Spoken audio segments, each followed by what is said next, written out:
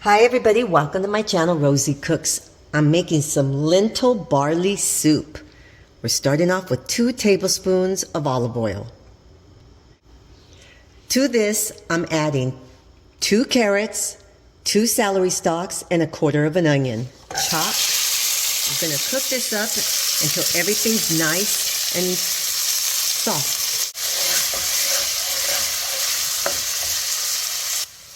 So my vegetables are softer.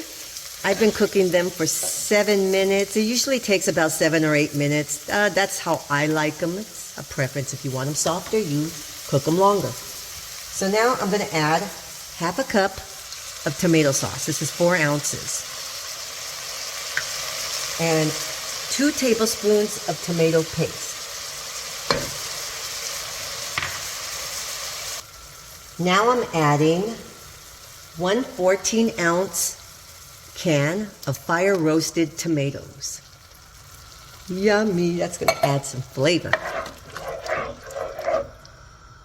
Here we go, you guys. I should have added this earlier with my vegetables. This is my garlic. This is 2 garlic cloves. Let's get that in there. It'll cook up. Now right here, I have 1/2 teaspoon of oregano, 1/2 teaspoon of cumin, 1/2 teaspoon of black pepper, and 1 teaspoon of salt. I'm going to add that. And I'm going to add my broth. This is 32 ounces plus 2 cups. That makes 6 cups of broth.